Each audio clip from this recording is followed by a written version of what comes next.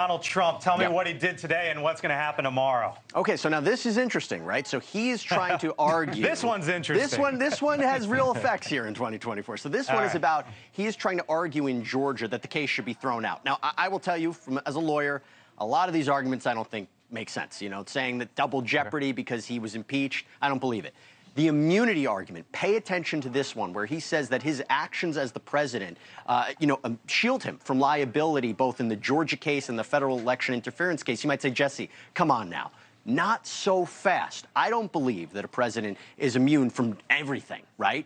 But yeah, there is an argument that was he in the taking official acts as the president? As the president, he oversees the DOJ, he oversees the Federal Election Commission, he oversees Homeland Security. They all have a different role in elections, and you could make an argument. It's a colorable argument, but you can make an argument that if he was actually trying to secure the election, do all of these claims work? Should all of them stand, both in the Georgia case and in the federal case? I think there's something to be said here. We will see where it goes. But look, that's I think his strongest argument.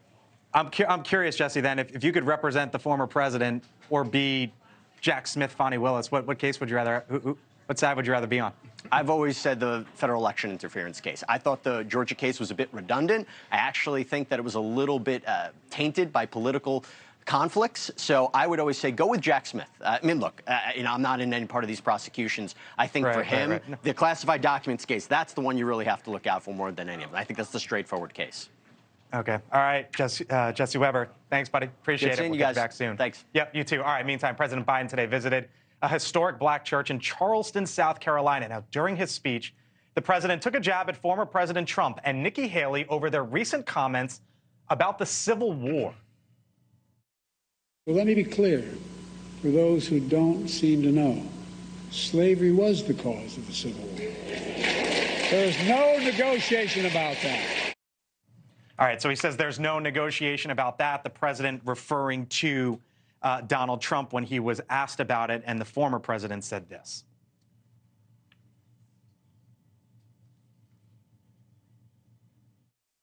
So many mistakes were made. See, there was something I think could have been negotiated, to be honest with you. I think you could have negotiated that.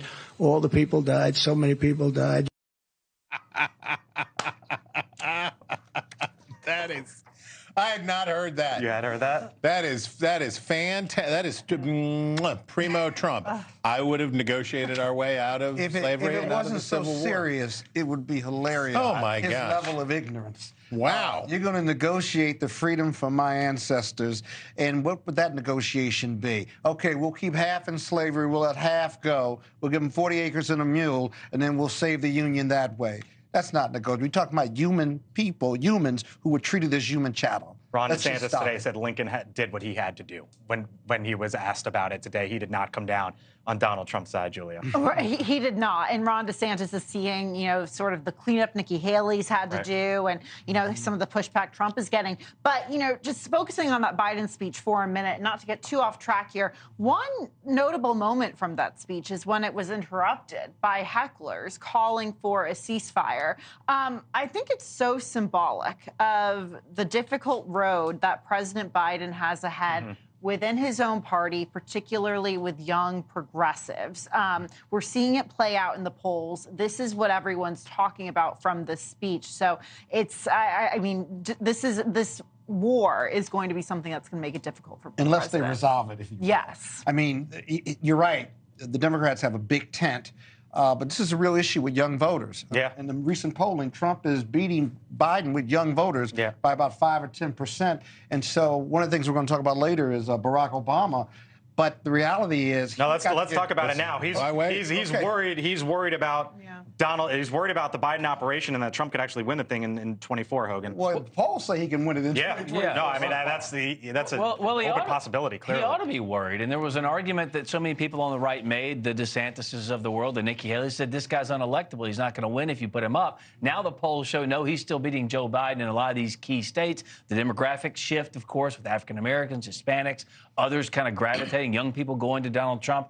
I understand why he's nervous. He should be. But in large part, again, it's the policies that matter here. And so much of what Joe Biden has done to the American people are now really kind of setting the stage for someone to come in and get, all right, You're paying $1.20 now for what you were paying $1 4 years ago. The southern border's open, crime's up, the world's on fire. So someone needs to fix it. So when we hear Donald Trump say things like that, and I know you defended, or at least were asked about a lot of the things that he said at your time at the White House, a few.